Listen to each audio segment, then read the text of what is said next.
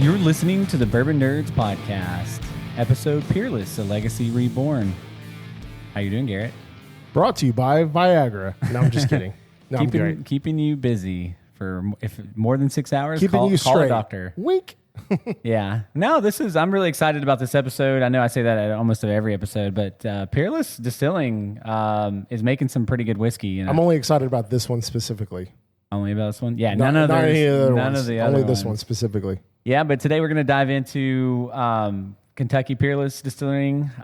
They have actually a lot of rich history. We'll talk a little bit about some steamboats, sweet mash, and some more about Peerless and some of the great offerings that they have. You know, we got a lot to talk about today, so I'll give a kind of overview before I start diving in. So, but right now it's in our glass. We have the toasted bourbon and toasted rye. That's what we're going to feature today. We also have the double oaked, I believe, that we're going to drink as well. And I have a cool story about Peerless and their rye and, what kind of started to get me down the road there. But we got a lot to talk about today in this episode. It should be a pretty short episode overall in general. I think we're going to, not dive too much into some stuff. But, from Barrel to Brain, obviously, we talked about Peerless. Nerd Rage, I'm going to talk a little bit about the new Tesla phone that's coming out and a few other things that we have to share. Whiskey Sideline, we'll give a few updates, sports updates, and talk a little bit about what's going on in football. That's kind of consumed our life. We got Thursday Night Football coming up today. Pop Culture Pour is going to be pretty cool. We're going to do the little horror film segment. Garrett's going to kind of dive into his specialty and give some recommendations. Neat and Balanced, I got a spicy one for you. I'm actually going to give you 5. Spicy meatball. It's a spicy meatball. I'm going to give you 5 books that you should read and why. And last call, we'll round it out with we talk a little bit about the drop, and we just got a new video out, and another drop coming up this month. Yeah, we got another drop at Apollo coming up. So actually, I was talking to Lucky yesterday, and he was like, "I was like, when are you going to do your drop next?" He's like, "The 18th." I was like, "Bro, Apollo's doing theirs." He's like, "Apollo's doing it on the 18th." Yeah. Like, yeah. I was like, well, they're far away. I'm like, yeah, but it's closer. Yeah, just move it a week. Yeah, we went in there and talked to Lucky for like an hour yesterday, me and my buddy Brad, and just BS'd about. Yeah, we got to do a hunting video there. Yeah, I was telling him, I was like, last time he texted me, I was in Kentucky, and he's some of his Kentucky trip and some of the stuff he got to do, and I guess Freddie took him into a secret room that they don't talk about. I was like, that's pretty awesome. That's a good thing to talk about is the new E.H. Taylor B-Tac. Yeah, we'll talk about that coming out. So we'll talk about it a little bit here in a little bit. All right, well, let's start with talking a little bit about the history of Peerless, which actually wasn't called Peerless back in the day. Peerless. So I say it like that because there's a song I like right now. It's called Fearless, and that Fearless song's really good. Fearless. Yeah. Fearless, and then it just makes me go Peerless. Yeah, so the Peerless brand actually traces its roots back to Henderson, Kentucky, where the Worsham Distilling Company operated in the late 1800s. And you have the founder, Henry Craver, who he wasn't a founder, but he purchased, which is he has a funny story, but he purchased the brand around 1889 and began operating under the Peerless name. So I guess he did basically found and change the name after the death of the original distiller. Peerless basically operated through the late 19th and early 20th century, but it stopped its operation in 1917, which is actually interesting because it didn't stop its operation due to Prohibition, because that was prior to. It was actually World War I restrictions and regulatory pressures. Kind of pre-prohibition stuff that was started. They started cracking down on some of the alcohol and stuff like that. You say that, but the thing I'm reading says, but operations were halted by prohibition. So I think there's some conflicting things. Well, I've read multiple things about it. It was not prohibition that stopped them. So, but if you just looked at some of the base stuff, but I dug into that a little bit more. I am very basic, bitch. You are. Bleep that out. Don't bleep that out. Bleep. So, really, you're talking about over 100 years. So in March 2015 is when they filled their first new barrel in over almost 100 years, which is pretty exciting. And they released their first bourbon, which in June 2019. It was a 4-year bourbon. And they actually limited it to 2 bottles per person, and they sold out, which is pretty cool. And now they're based in Louisville, Kentucky. Let me say that correctly. Louisville. Yeah, if you're doing Google Maps, Louisville. No, Louisville. It's on North 10th Maps Street. is so dumb whenever it comes to things. Oh, I know. Here's a good one. So we were Houston. Houston, yeah. I need you. That's exactly what I was gonna. It was like exit on Houston Street. I'm like, what the is Houston Street? Yeah. It's Houston Street is what she's trying to say. Yeah, I was like, oh, okay, I get it. I'm on that street, and they're located in the Bourbon District. But yeah, I mean, there's kind of cool. Like when you look at a lot of the distilleries that operate, most of them use a sour mash process, and one of the things that really separates Peerless from the others is a sweet mash. So the main difference between the sweet mash and sour mash is sour mash you're using existing product like the mash and some of the leftovers, and then the sweet mash you're using all brand new batch. It's like baking a new cake with all new ingredients. And I think that, and it takes a lot more work to do that. And I think that's kind of something that really separates them. And you can tell, I think they get a little bit more batch variation. I think because you can, when you use the same mash and some of the same, products, I think it helps it stay a little more consistent. But I think sometimes unique, and just, having a little bit of variation, I think is good. And I think they've done it really well. I've really enjoyed every product that I've had from them. And they're focused on all in-house grain to bottle. That's another big thing they have. They're non-chill filtered. A couple awards and recognition that they've had that we've received, which has been a minute, but 2019, Whiskey Magazine honored Peerless as a Global Craft Producer of the Year, which is a very prestigious award. In 2020, COVID, American Whiskey Magazine named their bourbon the best Kentucky bourbon. So a couple cool things. They've got a multitude of different products. They have the small batch bourbon. They have the small batch double oak bourbon. They have the toasted bourbon and now toasted rye, which I think the toasted rye is newer. They do a ton of different finishes. They have a high rye. They have a double oak rye. They also have a rum barrel finished, but they've got a ton. I get, kind of like we look at the general notes from them. I get a little bit of fruit. Some of it's kind of floral, definitely some spicy oak, vanilla, and caramel. And I get some cinnamon in some of theirs and a little bit of tobacco. But we're going to give you our tasting notes once we go through these two toasted. But yeah, that's a lot. And then Corky Taylor is the one that really revived the brand. So he was in the financial services, retired, and wanted to kind of rebuild the legacy. It's kind of interesting. So we were talking about Henry Craver, right?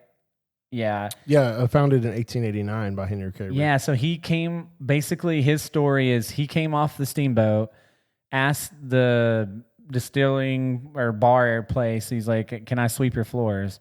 And he slept in the attic. That's how he started his career there. I thought that was really interesting. It's a really good way. That's how you know somebody knows things about bourbon. It's like that guy knows about bourbon. Yeah, he's literally lives in the attic. That guy knows how to make whiskey. Yep, absolutely.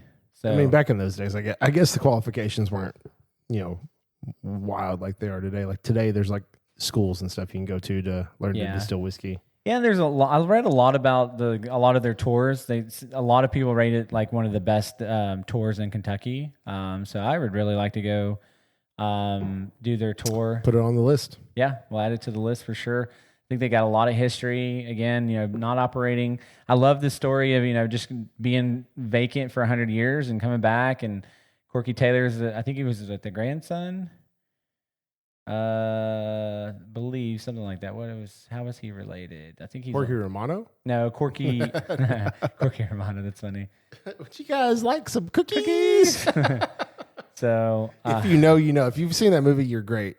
We actually, when I went to school in Oklahoma City at Oklahoma City Community College, we did a movie with Chris Kattan, and he was everything that you would ever expect him to be in person. Really? Yeah, he was. You could tell he was. I was like, oh, that dude's definitely on some cocaine or something. Let's try these two toasted. I'm going to start with the. I wanted to just go ahead. While we're kind of tossing, so nobody knows their exact mash bills, but it's estimated they have 65 to 81% corn, which is a pretty wide margin. Estimated 10 to 20% rye and 9 to 15% malted barley. They're one of those ones that people haven't quite figured out their mash. I'm sure someone out there knows, but kind of doing some research. It's something I couldn't find the exact mash bill. I couldn't either. Yeah, that's the one thing I was really looking for. I like to look at mash bills and compare. If you're a bourbon nerd, that's stuff you like. So drinking this bourbon, it's very oak. It is spicy oak. Definitely get a caramel, a little hint of cinnamon. I almost get like some clove. I feel like maybe it's a leather. Are you on the bourbon? Mm-hmm. Okay. And then I'll go over the rye. And then this rye is a fresh crack today, so this bourbon's been open a little bit. Just FYI for our audience. What batch is the rye? It's a batch 2 as well. Oh yeah, so these are both batch 2. Okay. Yeah, so the toasted rye is 109 proof, and I believe the bourbon's 109.4 proof, right? They're both batch 2s. Yeah. One at 9.4. Non-chill filtered, sweet mash, barrel proof, no water added. It's they both all the stuff that you want in a good whiskey. So man, this rye smells delicious though. It does. There's a weird flavor on it that I'm not crazy about. This bourbon's way spicier. Good. Like I just get cinnamon spice on the nose. Cinnamon spice and everything, nice. Yeah, and on this rye, you just get. I'll never forget like sweet vanilla rye kind of. I'll never forget we were at the Specs Drop, and I was for sure that the toasted was better than double oaked. Yep. And then I did the side by side. I'm like, wait a minute. Wait. I think this double oak might be better. Collaborate and listen. Garrett's got back with a new edition. Something grabbing hold of me tightly, Peerless in my glass at nightly. Yep. Oh yeah. Boom boom boom boom boom boom. Queen, please don't sue us. Some people will get Queen that joke. Or Vanilla Ice. I don't know. Yeah, either one of them. He's like, no. Theirs goes dun dun dun dun dun, and mine goes dun dun dun dun. It sounds exactly the same. No, I mean we could talk a little bit. I mean, there's a lot about them. That they get their barrels from Kelvin Cooperage, which basically everybody does. And these are the only ones that we have. If you guys have any suggestions, like I know these aren't like the most I guess price friendly bottles. What was it, like 90? How much was the toasted rye? It was like $79.99, I think. Okay, that's not bad. So the toasted and the double oak were around $90. So yeah, not the best prices, but they are great. Like I would highly recommend at least getting a bottle, especially the double oaked. I love the double oaked. The toasted's very good. The toasted rye is very good. I don't think you go wrong with any of them personally. But if you have any other suggestions other than this stuff, because this is all we've had from Peerless, 100% let us know, because we're all about trying other things. So yeah, so I was at the pub in Durant, and they had Peerless Rye. The pub. Yeah, and it was reasonably priced. What's the pub? It's a little bar downtown, Main Street, right over here. Oh, the Crown Pub? Yeah, the Crown Pub. Okay, yeah, the Crown Pub. Sorry. I just called it the pub. I forgot it was called the Crown Pub. My apologies. I'd love like an Irish bar here, like a McNally's or something here. I would love to have an Irish bar. So maybe we should open one up. But back to my story. So I was like, because I was looking, they didn't have a really great bourbon or even selection in general. I'm like, let me try the Peerless Rye.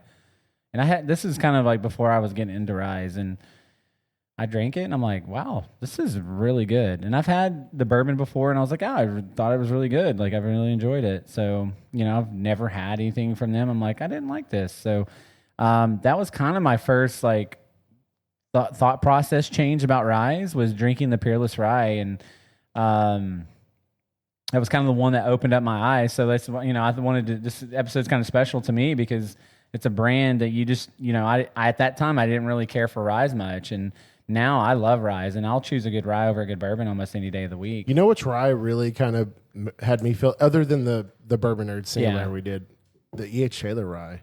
I don't know what is about that rye just really, but it's kind of surprising that a bar in town had the Peerless Rye, because Peerless isn't something you would normally see I know exactly around here. So yeah, and I get to try it. Man, this bourbon is good.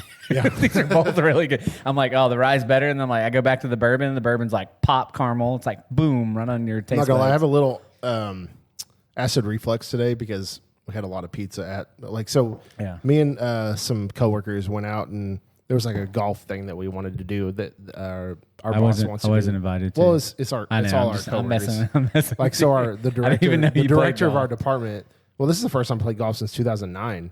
Okay, so you don't play golf. I borrowed clubs. I went and bought some golf balls, but let's start golfing, man. Yeah, I like golfing. I worked at Chickasaw Point for a year. I used to golf a lot. You like drinking and then playing golf? Both at the same time. I took a lot of beer, and I took those little. I sent you a picture of the ogre. aged ogre. You should have posted that on the Bourbon Nerdz thing. Yeah, I will. I took what did I take? I took the Dark Arts blend, which is gone. I took the Handy, which is gone. I took the 13th, the Bardstown Discover Series 13, and I took the 7th Inning Stretch from that bottle's so good from the blender. So I was kind of popular because people would come like, "Oh, I heard you got whiskey." I'm like, "Yeah, I got whiskey." Do you know who I am? Yeah, I'm a bourbon. I was wearing this hat. I was wearing this. Yeah. I was wearing this exact thing I'm wearing now. Yeah. And I was like, Bourbon Nerdz golf shirts. I was like trying this. I was like, try this 7th Inning Stretch, and he's like, "Yeah, I'm gonna have to stop taking your suggestions because I got sick for like 3 holes." I'm like, "You freaking baby!" Oh, wow. I was like, "That's not that bad." It's 130 something, isn't it? 138.8. Yeah, okay. I mean, it's up there, but I'm like, come on, dude. It's up there with that buff turkey or whatever. Wasn't it? The buff turkey was 130. I'm thinking the 15th anniversary. It was like 139. Yeah, the buff turkey I have is like 122, but it's delicious. Yeah, and I wanted to apologize. I know we had some sound issues in the last episode. I was listening to that. I think it was just. I'm going to blame Daniel. He was a little far away from the mic, but yeah, we had a good time. But it was a good episode, I think. The problem, and it's nothing against Daniel. No, not the problem all. is if he's sitting so far away, you have to turn up his mic, and then you're so close to that mic that it's picking up everything you're saying too. And it kind of you could tell. It so I mean, even if Ethan did like an amazing editing job, which I'm sure he probably did. He probably did his best. Then it's just one of those things that you can't really help because Daniel was just so far away from the microphone. So again, we talked to, I think Garrett made a good point about the price point. These are a little bit higher price, but I will say buy with confidence. I really stand by the brand. I think if you're buying one of their products, they're quality products. Yes, they're not super old in age, but they're complex in flavor.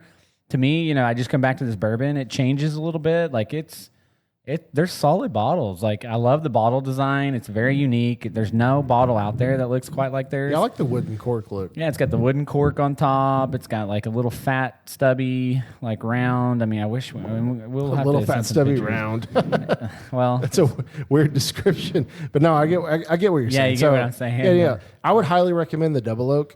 I feel double like oak it's 107 proof. This is batch 18, so the batches are getting up there, but. This is one of the best double oaks. Like I've had some banger double oaks recently, but this is definitely still up there for me as far as double oaks go. Yeah, I agree. That Discovery Series 13. Yeah, but Disco 13 is kind of like there's multiple things in that. Yeah, so it has older bourbon and it's finished in Hungarian oak, which is very specific. Very specific, very different. So, anything else about Peerless? Again, give them a try. I think they're a great brand. Shout out to them. And do you have a preference from these two that we've been drinking? No, I need a little bit more time. Yeah, I would assume the double oak will end up being the best, but between these two, I like the toasted. They're both bourbon. really good. The rye has some kind of funk on the end that isn't super pleasing, but not like horrible. Yeah, I don't know. There's something about Peerless rye that isn't catching my attention as much as some other places' rye, so it hasn't stood out as much as some other rye. So it's It hasn't been my favorite, but I mean, it's good. They're both really good. I don't know. This is close for me.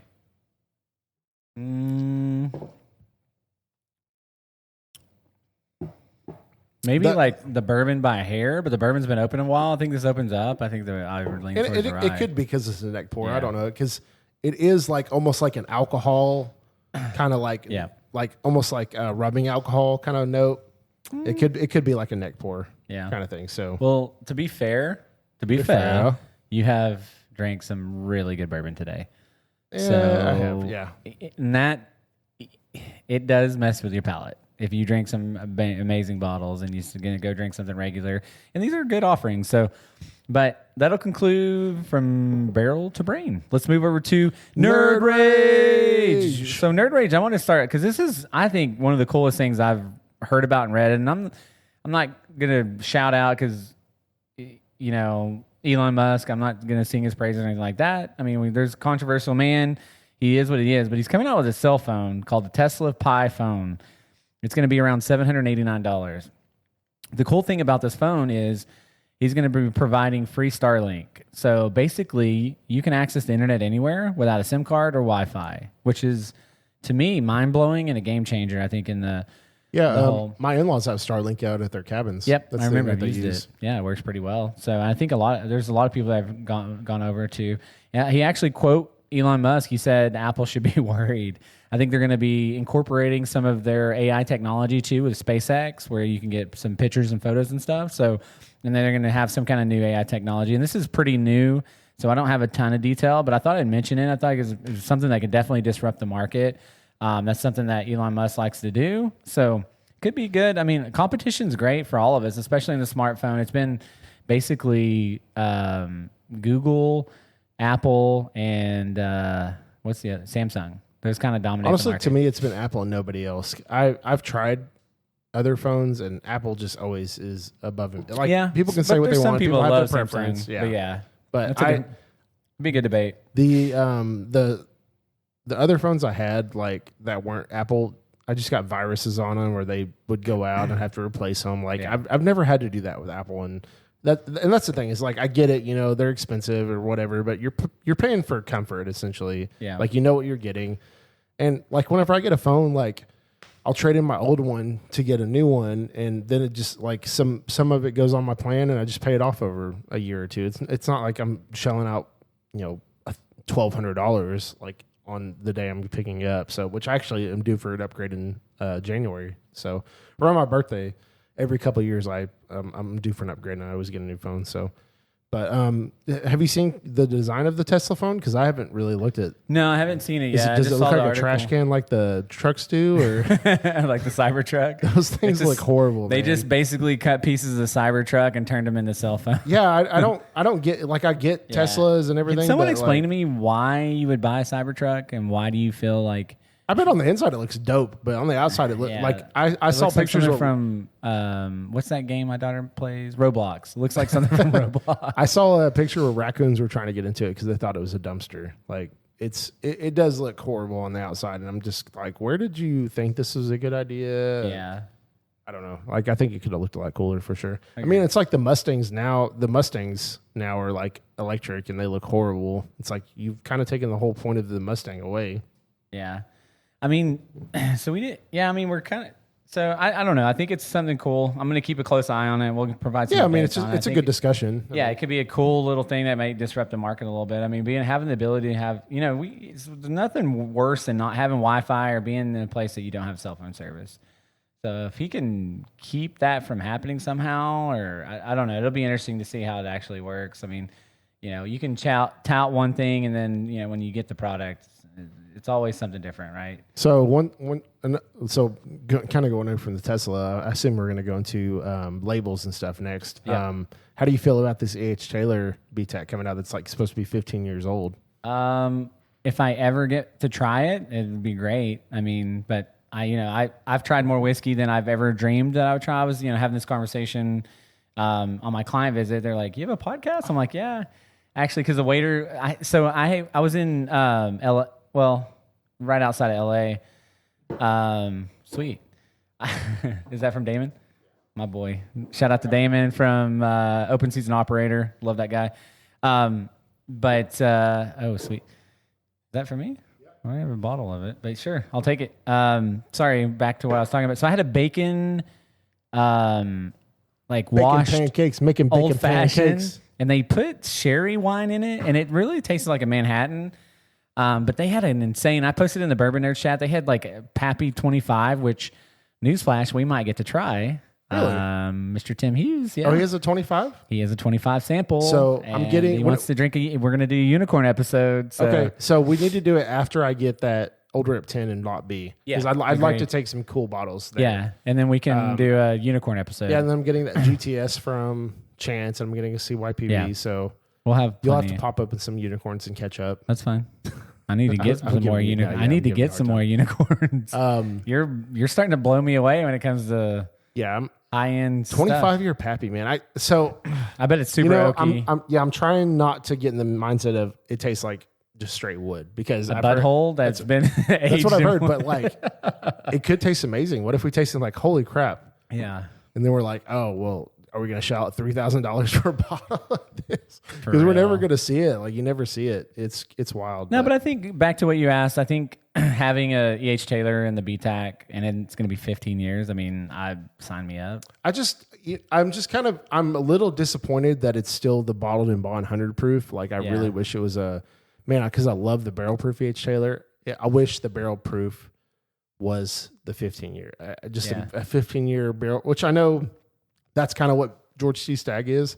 Actually, Lucky kind of threw some insight into me that I thought was really interesting, is that BTAC and like E.H. Taylor are different. They're owned by different distributors. And so he doesn't know if the E.H. Taylor BTAC is going to be part of the BTAC lineup or it's going to be part of the E.H. Taylor lineup, because that's two separate, like Glazer. You have Glazers and you have Southern Spirits, and then one does one and one does the other. But the Pappy Van Winkle collection comes out this month too. Yeah. Like so. So actually, another fun fact is they age E.H. Taylor stuff at a completely different location than their place. It was Maker's Mark or it was Maker's Mark or it was Elijah Craig. I can't remember. One of those guys age the stuff for Buffalo Trace, which is just wild to me.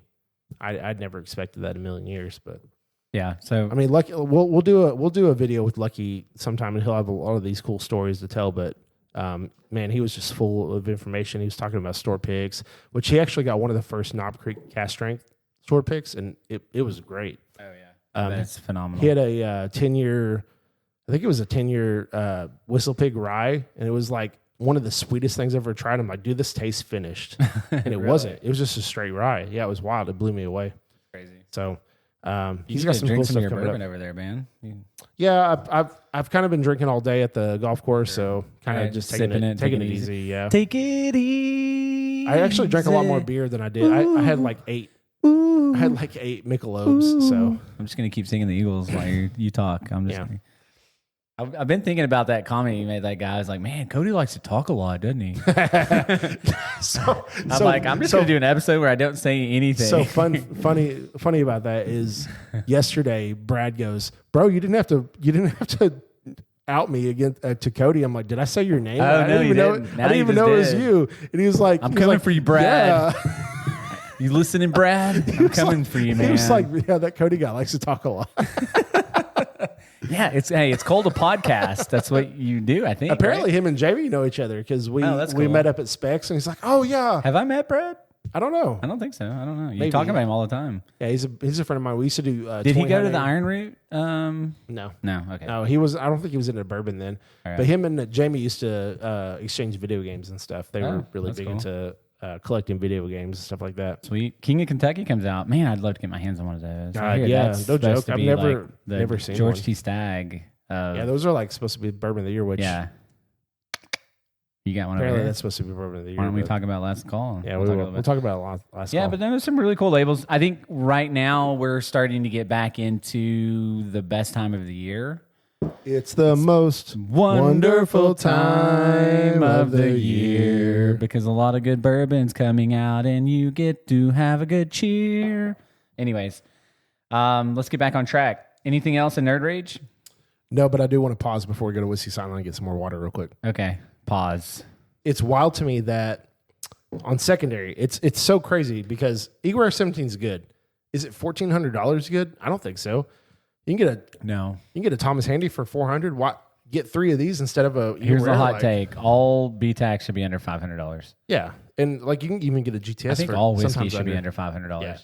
I mean, but we're talking about secondary. Like these obviously are below. Yeah. But I'm saying even under secondary, I think. But like, why would I get an Eagle Rare 17 for $1,400 when I can get 2 GTSs for that price? And GTS is debatably a better bottle. I talked about my work trip, and I don't know, we're going off a tangent. We need to get back on track, but it's fine. I was in LA, and like I went to a couple liquor stores just check it out, and I sent you that Jim Beam. I probably should have bought that, but I didn't want to have to check it back in. I was wanting to get back and pick up my daughter and all that stuff, but because I have a bunch of traveling coming up, and I got a few trips coming up here. November's going to be rough. We're going to have to plan that out, but. Anyways, they had everything. They had E.H. Taylors and George T. Staggs, and it was just $400 or $500. But Lucky at E.H. Taylor small batch for $49.99. Dude, that's awesome. That's great. That warms my heart. It's great seeing that. Yeah, that's a great bottle. He had just like a bunch of it. And I was telling some people at the drop, and I don't mention this enough on because we talk a lot about the taters and the big guys, but like if you like E.H. Taylor small batch, like you'll like the Bottle and Bond from Ho Chi Town.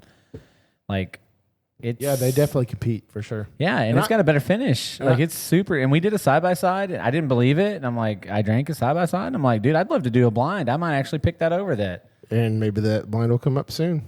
We'll see. Ooh, that's a good idea. Yeah, we got so many blinds. Maybe I'll do a bottom blind for we Cody do so on the next episode. many blinds. Yeah. So, and I don't want to be biased towards Hochtown, but I really love what they're doing. And actually, I was texting Rod the other day because I'm like, hey, what happened to the barrel proof? Yeah, where's the barrel proof at? And he said, well, it's still pending. And he said, but we have a 6-year single barrel coming out in the next month. And I was like, okay, well, there could be. And he's like, dude, it's amazing. I'm like, sweet. Is it better than the barrel proof? Because I don't know. I mean, their single barrels are around 120. I still have a little bit left of that little. Oh, really? Yeah. You're savoring it? Hoarding it. Yeah.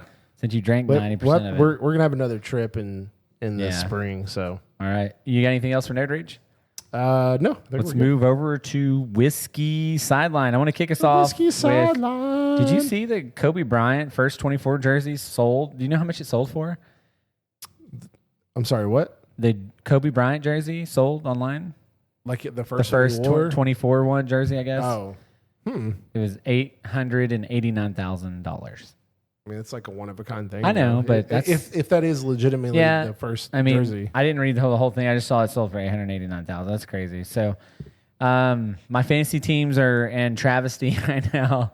My dynasty team, which is just loaded and stacked. Again, I got Jaylen Warren. If I would have started someone over Jaylen Warren, I would have been able to win. Oh, your commissioner didn't let you sub? No. That's messed up. Well, but at the same time, okay. And I didn't realize the game was at like freaking. Just a heads up, this Sunday there's an 8:30 a.m. game, so make sure you're checking. Yeah, please check your lineup. Set it Saturday night. Almost every. He was still questionable though. I thought he was going to play. Yeah, I should have known. They made it seem like he would play, and that actually screwed a lot of people over. It did. And if you're a good commissioner, you'd be like, okay, I'll allow a substitution before the noon game start. Yeah, Lance. But sure. I mean, I actually didn't run into that. I don't know if no one from my league hit me up. I didn't even look if they have. Do you get chocolate on the double oak? I haven't tried I don't have the double oak yet. I do get a lot of chocolatey. Yeah, I get like it's like a chocolate brownie. That's insane. And I don't know if because I drank these other toasted ones, I'm like, oh, I get chocolate. But yeah, I mean, what the state of the NFL right now? What is anything? I mean, like the Ravens are 1-3. That's kind of crazy. And they have Lamar out maybe for a week or two. It doesn't look good for them. Injuries have been a thing the last few years. Lamar, Burrow, Brock Purdy's out tonight. They're in the Thursday night game. Brock Purdy and I think Pearsall is out. Pearsall's out. Kittle's Jennings. on IR. I think Jennings is out too. I think. Yeah. So who are they going to throw the ball to? I don't know. Do they even have who's their quarterback? Who's their wide receiver? All right, McCaffrey, you're going to catch it 20 times tonight, baby. You're our quarterback or wide receiver. I can't even think what that backup tight end's name is. But yeah, I have no idea. And by the time you guys listen to this, that Thursday night game will be over. But who is it? It's the Rams and the 49ers. The Rams are good. Yeah, I feel like the Rams should clear. Yeah, I feel like the Rams should win this game pretty easily. They should have beat the Eagles. They should have beat the Eagles. Eagles have been pretty. Eagles kind of remind me of the Chiefs from last year, where it's like they look. They're good enough to win, but they don't look great. No, exactly. But they keep winning. Yeah. So maybe they'll go into the Super Bowl and get beat up by 40 points. So I know it was the Bengals, but man, the Broncos look pretty good. And I don't know if it's just the Bengal effect or if it's actually because Bo Nix was throwing laser beams out there. The Bengals look like hot garbage. We already knew their defense is garbage, but Browning could not figure it out, dude. He's not the guy. They should have got someone else. They should have maybe traded for Carson Wentz, which actually worked out for Minnesota. He looks good, yeah.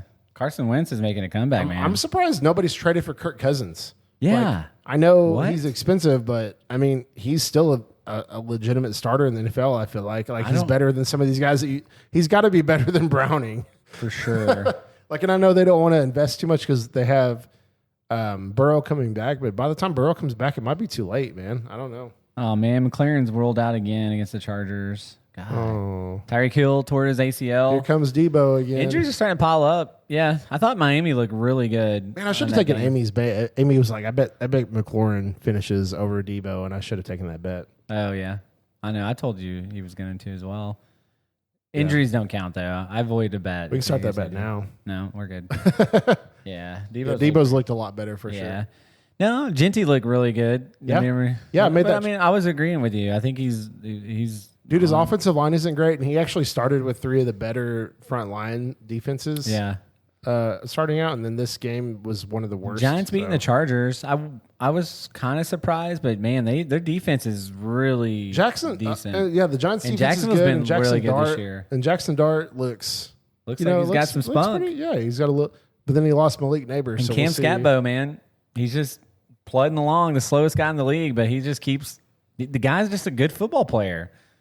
He's got heart. He's got football. If he gets somehow a little bit faster, I don't know how you're going to make it faster. Can you imagine if your draft went like round 2 or 1, you took Malik Neighbors, and then like round 3 or 4 you took Tyreek Hill? Yeah, you're just like, all right, well, terrible. My draft sucks. Or Ladd McConkey, God. And then you're like, oh, I'll take Burrow in like the 6. Yeah. Look at my team; it's solid. And then you're like, now you're just out of There's $100. Some people like that. And then you got buys on stacking up now. We got buys this week, which is killing me. I need wins right now, and I got freaking Drake London on a buy, and John J. Swift and Bijan. I'm like, dude, I got CeeDee Lamb hurt. I'm like, man, I'm clawing and scratching. I'm trying to pull some trades off, but people are sending me the worst trades ever. But we'll see anyways. But, you know, Detroit's starting to bounce back. They look pretty good.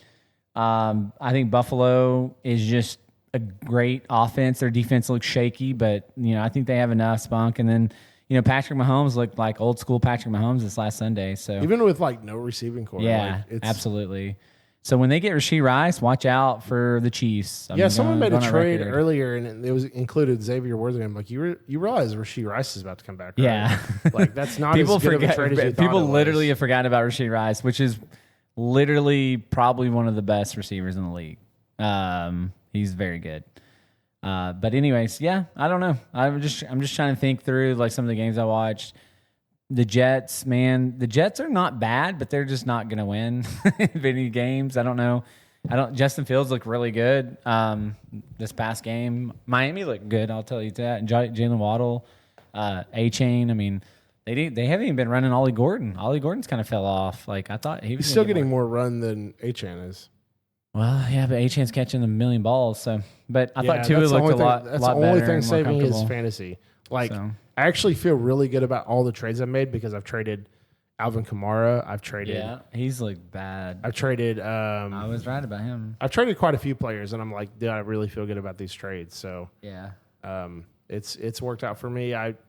My record isn't great in a couple of leagues, but it's not the worst either. So the trade was Xavier Worthy and Bijan Robinson for Deebo Samuel and Jonathan Taylor. Not the worst trade. I'm just not a big Worthy fan, I guess. How do you feel about that trade? What would say it again, please? Xavier Worthy and Bijan Robinson for Deebo Samuel and Jonathan Taylor. Keep in mind, and Xavier Worthy played last week against Baltimore and had 17.1 fantasy points, but he hasn't. I mean, that's the first really game he's had back. Yeah, I don't know about that one. I mean, JT and Bijan have had pretty similar numbers, so yeah, I would rather have Bijan. But a little bit about college football before we move on. There was definitely some upsets. Virginia beat, I don't know if you call that an upset, but I think it was, Florida State in 2 overtimes. That was a hell of a game. Arizona State beat TCU. The Oregon-Penn State game, I don't think Oregon's an upset there. It went in 2 overtimes. I mean, there were so many good games. Alabama beat Georgia, which I was really surprised. Ole Miss beat LSU. Watch out, Ole Miss. Ole Miss is really good this year. They're definitely a team to keep a close eye on. But there was a ton of great college football games. I didn't watch a whole lot. I did watch a lot of highlights, and so I was tracking them. I was really busy on Saturday. That's when they had to drop, family photos and stuff. Illinois beat USC, nothing too crazy. But yeah, there were some really good college games. College football's, starting out pretty hot, pretty good. If you're not an Oklahoma State fan, but hopefully we'll turn that program around. OU's looked pretty good. That Auburn game was really good. I watched a lot of that while we were eating dinner. Mateer is hurt. Yes, he is. Apparently, he's not going to play for that Texas game here in a couple weeks. Like, I don't know how they're going to fare against Texas with Hawkins. They're going to lose. But yeah, I don't see them winning that game. But you never know. It is what it is. Anything else for Whiskey Sideline? Hockey season's coming up. We're going to a game here in a couple weeks. So nice. Excited for that. We'll have to go to some games this year. Yeah. Yeah. I'm getting more into hockey. Hockey's a lot of fun. Dallas should be pretty good this year. Yeah. They we have a good unit. So which Jamie Benn actually punctured a lung first. Oh wow. Like in the preseason, so he's out for a few weeks, but like, dude, you're not young anymore. You gotta chill. But yeah, I'm excited for some hockey coming up. Yeah. No, that'll be good. Baseball's the Rangers are eliminated, unfortunately. They've had a lot of injuries and different stuff, but that's the thing. I feel like the Rangers is they're good one year, and then like there's like a few year kind of lull. They had a ton of injuries last year, and they've gotten a lot of injuries towards the end of the season. They were hot there for a while, and then just like Corey Seager had appendicitis and just like random stuff, people hurting their ankles and crazy stuff, but. Yeah, anyway, so let's move over to Pop Culture Pour. This is really your segment because we're going to talk a lot about horror movies and films and stuff, and I'll talk a little bit about stuff I like. But let me get a little bit of this Knob Creek to start with this. So, excuse me. For those who don't know, I have been doing something for years that is kind of special to me, and some people have actually kind of started doing it themselves. But basically, what I do is during the month of October, which honestly, the whole year is Halloween to me. I have a bunch of Halloween themed tattoos, like Cody can see. I have Child's Play, Killer Clowns from Outer Space, Psycho, all kinds of tattoos. So October is my month, and so I watch one horror movie a day for the whole month of October.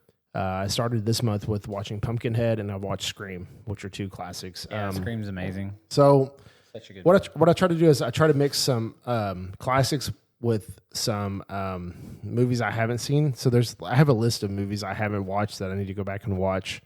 So I try to do a little bit of both, and then I kind of give a little input on them. But I wanted to give a couple of recommendations on movies, like if you haven't necessarily loved the horror genre. Yeah.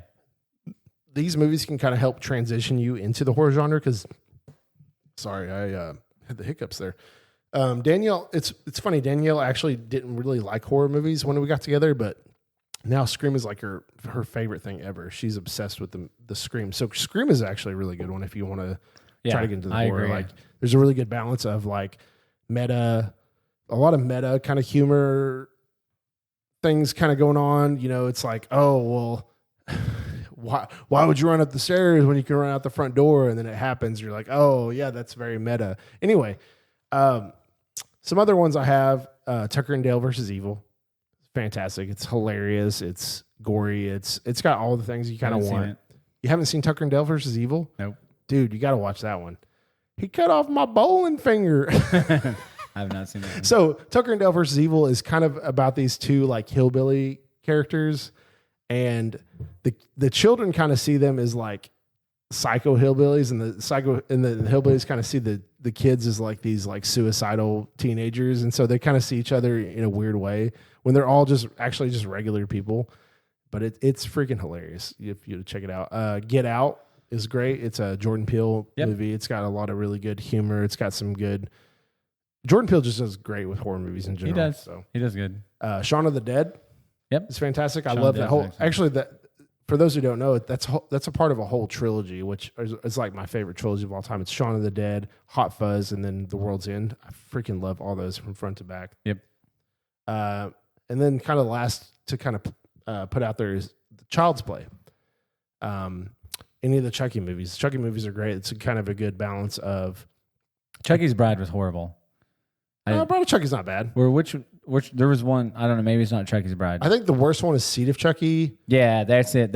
Seed of Chucky. It's still fun in its own way. It's terrible. Right? I'm sorry. For my personal opinion, it's terrible. But I do love the Chucky series. Like the first three, and then I thought Chucky's Bride was pretty bad too, maybe. But I love Bride of Chucky. I love that one. Maybe the Seed of Chucky, I think, is the one that Seed of Chucky's pretty bad, but yeah. I love every one of them. I kind of love for their own, and then but they're funny. Like they're some of the later editions are very comical. Like the early ones are scary as hell. I remember when I was a kid, like I was freaked out, man. I didn't want to. I'd put my doll, if I had like little stuffed animals and stuff, I'd put them up. Like I didn't want them killing me and stuff. Like so. And then after Seed of Chucky, they kind of went back to more like straight horror with Curse of Chucky and Cult of Chucky and and then they had a TV series. Like it's all been really, really, really good. They're doing some really, really cool things. So if you kind of like Cody is like kind of stopped watching around Seed of Chucky, I would check out some of the newer stuff that they've been doing because it's been really, really good.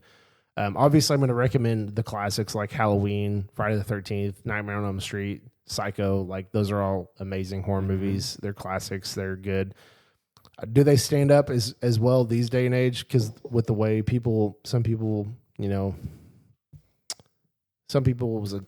don't know. It's kind of hard because horror movies these days are kind of weird. Although this year has been a really good year for horror movies, so I'm really excited. The Black Phone's coming out this month. Yeah, I can't wait. Black Phone 2. The Black Phone 1 is so good. Ethan Hawke is so good. I mean, there's been a lot of good. I could pull up my list of horror. I already have a top 10. Like there's been a lot of good horror. Let me just pull this up. I got to tell you though, you're gonna be mad at me. I left my headphones in the car. I was in a rush because I had my flight canceled. I had to change my flight, and I wanted to go see my client and all that stuff. They have Sinners on American Airlines. I could have watched it, but I didn't have my headphones. So next work trip, I'm going to watch Sinners. Sinners has been one of my favorite movies. Sinners has come out this year. Weapons has been great. The Long Walk was really good. 28 Years Later. The Monkey, Hard Eyes, Final Destination, Bloodlines, Companion, Together, The Drop. Like there's been a lot of really good movies, and we're only we're in October now, but we still have a few months. So. Yeah. And then Scream 7 comes out in February. So I got to see 6. I still haven't seen 6 yet. I got to watch 6. 6 is pretty good. I actually want to do outside of our horror thing we were talking about, I want to go back and watch all the Screams. I love that franchise. I think they're so good. When I think about horror movies, and I didn't give them enough credit. Obviously, Scream is great, but as we had that episode where we talked a lot about Scream, I was like, man, I really love those movies. They're so good. They're really good. Even if you're not a horror movie buff, they're just good films, good movies.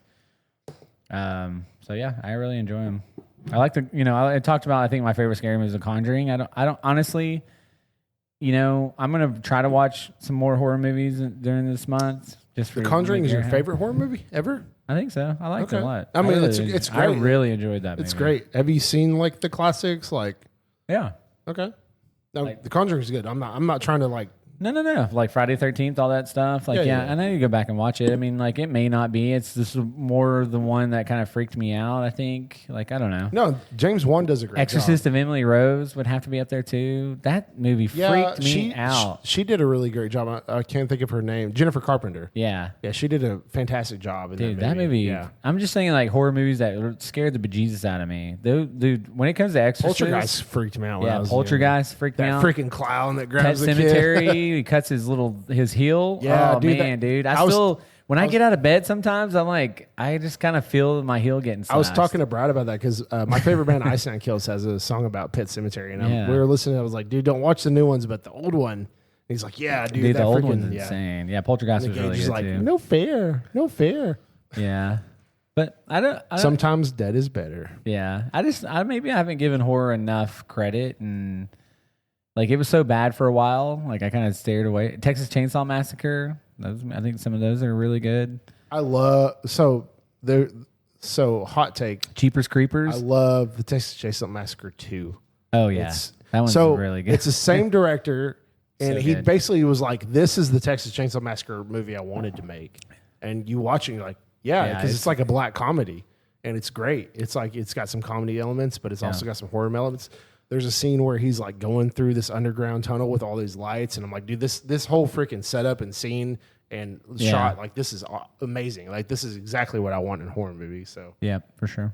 If you can balance, it's so creative to balance comedy and horror. Yeah, it's not easy. Yeah, for sure. It can definitely be overdone. It can definitely take you out of. And that's where I feel like a lot of them try to do that, and they just don't do it well. It's too cheesy or whatever. God, you got to watch Tucker and Dale versus Evil. Yeah, they do it great. I'll have to. We'll do a whiskey horror movie night. I gotta watch the Insane Clown Posse. Killer Clowns from Outer Space. I gotta say that. What else about horror movies? Is there any new horror movies coming out that you're excited about? Or? Yeah, the Black Phone 2 is going to be really Black good. Phone 2. We talked about that. So I've watched this series called The Hell House LLC. That's kind of So they're like a Shudder exclusive kind of thing. Like if you don't have Shudder, Shudder's really cool. Actually, they have a lot of Alfred Hitchcock movies this like month, which is weird. Alfred Hitchcock's good stuff. But Shudder's really cool. But they do Hell House, which is really cool, and they have a new movie coming out. There's always a VHS movie coming out, which some of them are good, some of them are not. Other than that, like they have Guillermo del Toro has a Frankenstein movie coming out. I don't know if I think it's like November, December. It's on Netflix, right? I don't know. I think it's on Netflix. I thought it was maybe there's a Netflix Frankenstein something coming out. I don't know. I thought it was him. But I look forward to that one for sure coming out. So there's a couple things, and actually there's a horror movie called Good Boy that's actually just coming out today. And it's a horror movie from a dog's perspective, but it has amazing reviews. And so me and Daniel are going to go watch it next. Yeah, of course. You're a huge dog lover. No, but it's like 98% positive on Rotten Tomatoes. Like it's insane. Yeah. And like before you ask, the dog does not die apparently. Thank God. So, John Wick. That's what everyone's question is, like, does the dog die? That's all we give a shit about. That's enough to resurrect John Wick. John Wick 5. But it's cool. Like, so there's like some kind of haunting or something going on in this, or a demon or something. And it's like from the dog's perspective. So it's pretty interesting in the way that they do that. Yep. Agreed. All right. Well, we're going to move over to Neat and Balanced. Thank you for that, horror movie expert, Garrett Welch. Neat and Balanced. Yeah. So Neat and Balanced, I'm going to give you 5 books you should read and why. And I have read all of these I've read, the first one I'm going to tell you is The Mountain Is You by Brianna West. I haven't finished that book yet. I'm like 75% through. The book's about self-sabotage and turning into like self-discovery and being successful or whatever else. And I think it's really good. It's really a book that's spoken to me in many ways. A lot of times we know things and we're smart and we know what to do, but sometimes just reading it and reflecting on it, I don't know. That's why I highly recommend reading books and why I wanted to cover this in this segment. But I think it's a really good. I think a lot of times, I want to give you some examples of the book talks about, and do this. You're being successful or you're doing very well in something. Sometimes we feel guilty for that, or we do better than others, and or we see somebody else doing successful and we're jealous of that. So it talks a little bit about why you feel that way and all that kind of different stuff. So I think it's a really good book. I would highly recommend it. And it's funny because I did I think it was TikTok, and you write like, give me a recommendation of a book or whatever that would tell me about myself, and it gives you a recommendation. That's the book that it gave me, and I've read it and I've really enjoyed it. Apparently it's a viral thing that's going, you can find it. I don't know that's exactly what it is, but definitely something I would recommend. Number 2 is if only he knew. So this one I read, it's about kind of like understanding your wife and, trying to be a better husband. And it really puts a lot of things in perspective that we misinterpret when, sometimes your wife's complaining about something and we're like, man, she's always nagging at me, or, just how she communicates versus how you communicate, kind of going back to men are from Mars and women are from Venus. But, he does a really good job of also, if you're a believer, talking, matching scripture up with it. So I really enjoyed that book. It really put a lot of things in perspective and things that I've done wrong in my marriage and made mistakes. So I just really think it's a really good book. I would recommend to anyone. I really enjoyed reading it. There was a lot of self-reflecting and things that I didn't understand, and it put things in perspective for me. So number 3 is 7 Habits of Highly Effective People by Stephen Covey. I mean, a lot of people have already read that, but that's a book you can read a couple times. It's such a just valuable book, covering things of people are successful. Like, what are people doing that are successful? And this is a good book that I highly recommend. I think it should be on everyone's list. Number 4 is Emotional Intelligence 2.0.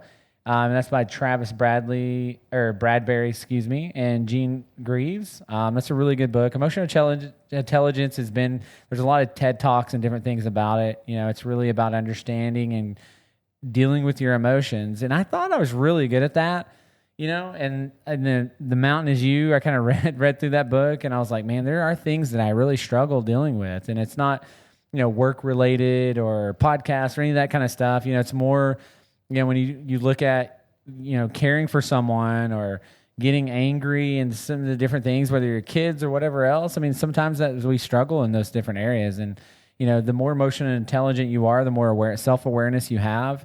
I think it's just really important to better understand that, and you deal with those things, and where nobody is perfect.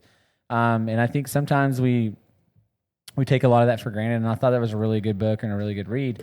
And then number 5, which I really, really, really recommend, especially if you're in the business realm, is the Oz Principle. And this book really resonated with me. It's something that I've used ever since I've read that book.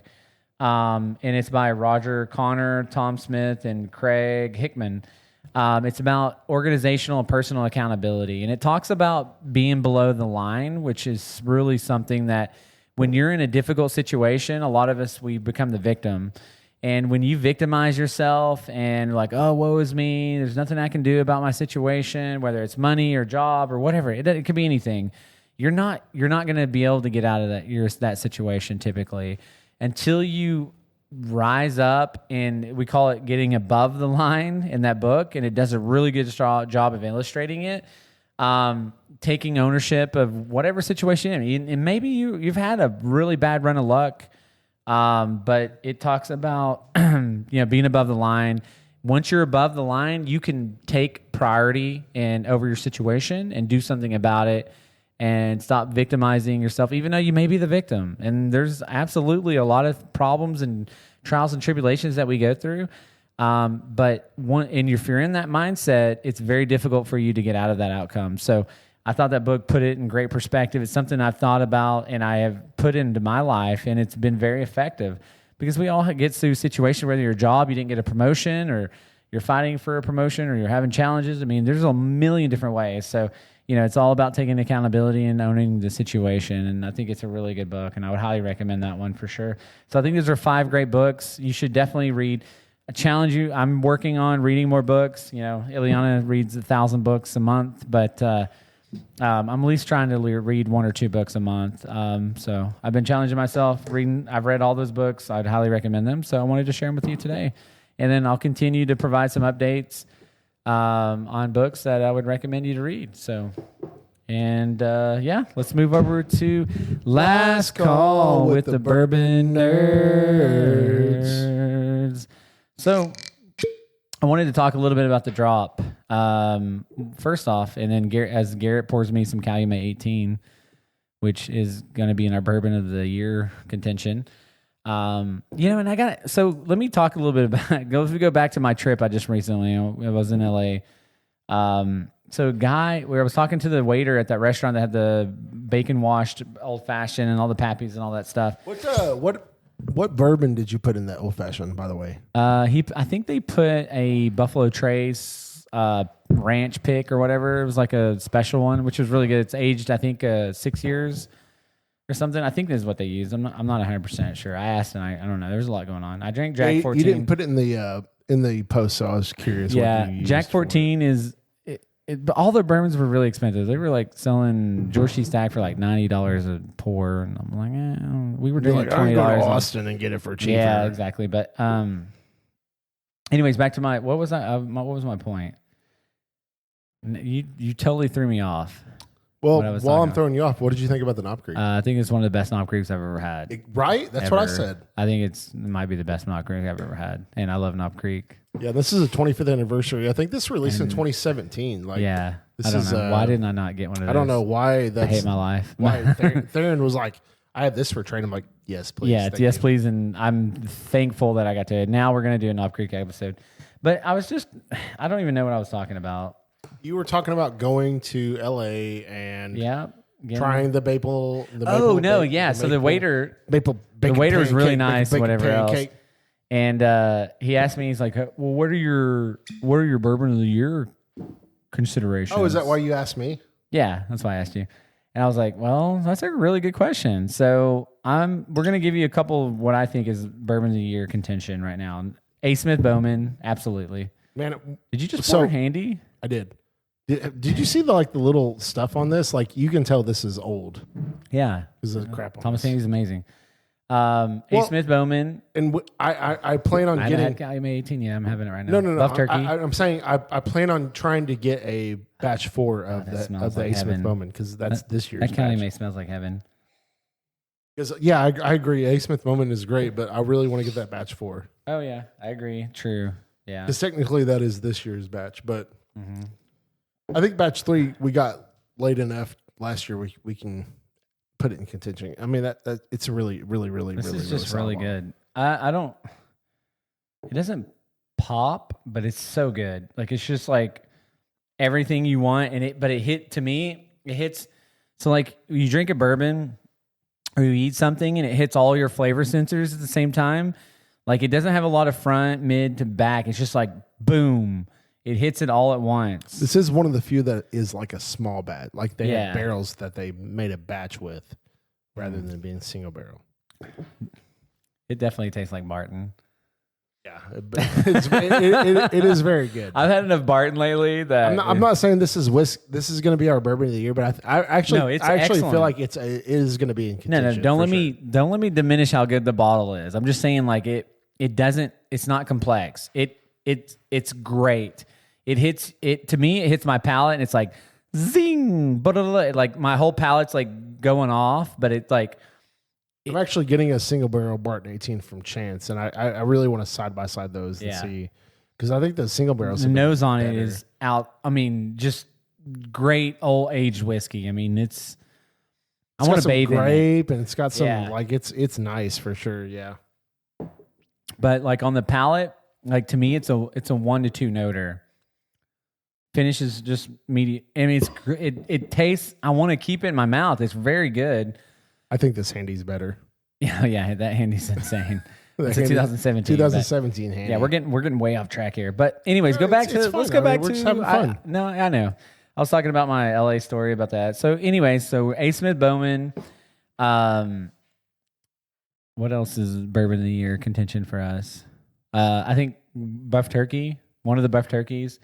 I think the one that I got, the Cherry Bomb, and then the Buckners that we had was so good. Yeah, the problem I have with the Buck Turkeys is they release on so many different places. Like, true. how do you pick which one?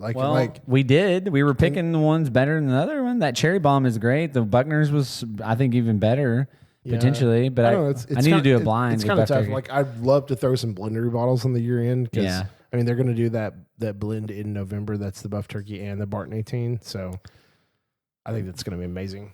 What else is in our end of year best bourbon? Jack 14 for me is absolutely. I actually really love the Jack 12 batch. Yeah, 3. you do. I love that's Jack 14 a lot. I think Jack 14 is very good. So there's just a few of those. We're going to do our own blinds and stuff, and we're going to give you official. I actually really like the Star Hill. The Star Hill is really Farms good. Is really good. Yeah. I've loved the. I just don't know how to do them blind. Michter's 10 bourbon. Oh yeah, Michter's 10 bourbon.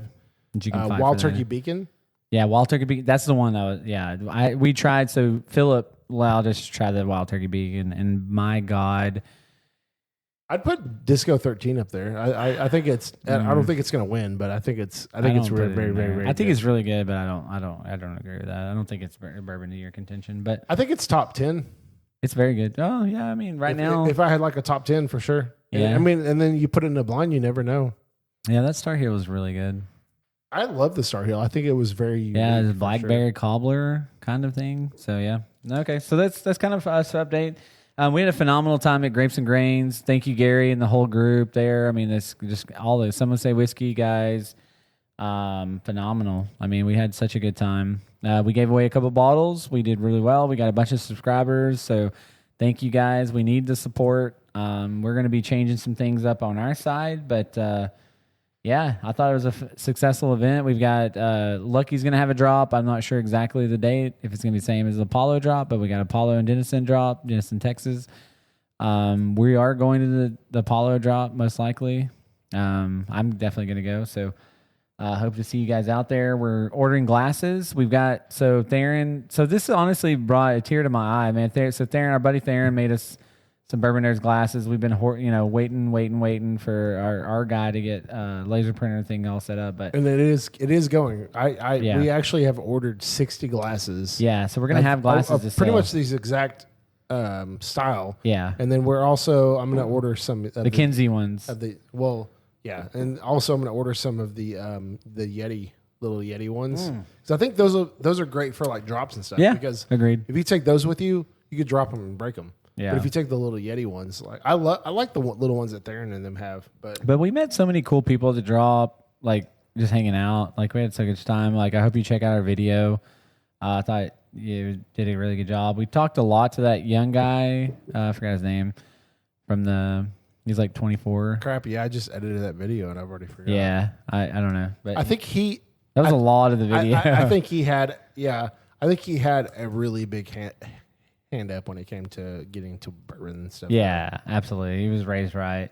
Mama didn't raise no. He got spoiled really early. Yeah, for sure. But this Cali May 18 is really good. I hope you get the chance to try it. It's honestly one of the most beautiful bottles I've ever seen. I think it could go in as one of the most beautiful bottles ever created. It's gorgeous. This presentation is awesome. It's gorgeous. Okay, I wanted to splurge lately, and I saw this in the store. Garrett hit the lottery. And yeah, I wish. But I was just like, I don't have a whole lot of Barton. I'm getting a Barton 18 from Chance, but I was like, I saw this is in store, and I'm like, whatever. I'm gonna splurge on this a little bit. And this is just a really beautiful presentation. Like to me, this is like one of the special most occasion. Yeah, it's a special occasion ball.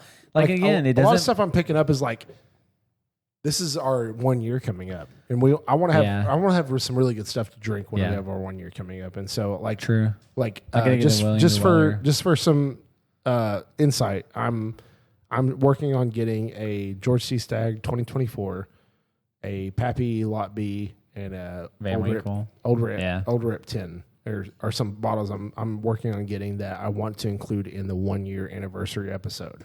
Okay. And so I'd love to make that one super special. That'd be a great one for Tim, like the unicorn episode. Yeah, we'll do the 1 year. I think that'd be that's a good idea. Okay. So we're gonna drink some Pappy 25. We're about a month out. Yeah. So let's do it. Let's fucking do it. Don't edit that, Ethan. Edit it. Nope. Beep. Don't do it. I want to hear beeps. Nope. I don't want to hear any beeps. All right. What else we got? We got new stickers we were giving out. So yeah, we do have new stickers. They're actually really, really cool. I thought they would be a little bit bigger, but they turned out really great. They have a QR code to our link tree. QR code to our link tree. Yep, absolutely. Yeah, it's hard to say 5 times fast. I know. And then I gotta get our Patreon finalized, so I gotta finish that up. I need to start finishing. Yeah. So I hope you guys enjoyed. I hope you guys saw us at the drop. We met so many great people. So thank you for everyone that came up to us. Thank you to people that. There was a guy there that was telling the video. He's like, I came to the drop because of you guys. Like that, like literally melted my heart.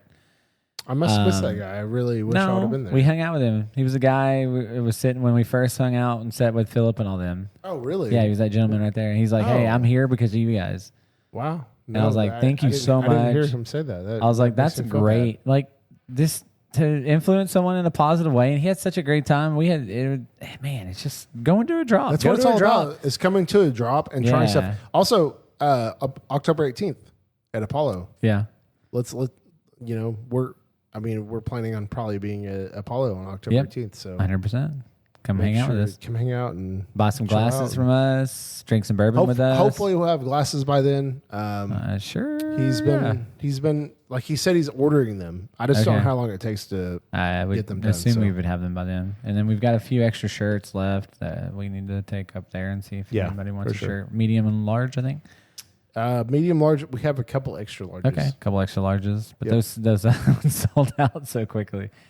And then we have an online store if you want to buy some more stuff from us. We have a Shopify for sure. Yeah, we appreciate the support, and we'll have a Patreon soon. You can start supporting us, and I'm gonna start pounding the pavement on getting us a store pick or barrel pick or whatever else. We got to do a Bourbon Nerdz pick, and we're gonna pick the best whiskey ever, and people are gonna love it. And I'm excited about it. So you're gonna like it. If you don't like our Bourbon Nerdz pick, then no, I'm just beep. I'm just joking. I didn't even say anything. I just beeped. But yeah, for sure. So yeah. Anyways, we're gonna conclude this episode. I hope you enjoyed it, and thank you again. Like, subscribe, follow. tell your friends about us. Let us know, like, if there's stuff you want us to feature and see. Like, I think we're gonna post pretty soon. Like, what do you want? What episode do you want from us? We got a Michter's episode. We're planning lot around that. I'm trying to get 1 year anniversary coming up. So if you haven't realized, for me, I love Michter's Toasted Barrel Rye, barrel strength, whatever. I'm trying to get one from Chance. We're gonna make a deal on that. So, but yeah. So I'm Cody. I'm Garrett. And we are the Bourbon Nerds. Thanks for tuning in, guys. I hope you enjoyed this episode. This is more of a freestyle, having fun and hanging out and drinking whiskey with us. So that's what it's all about. Have a good day. Bye-bye.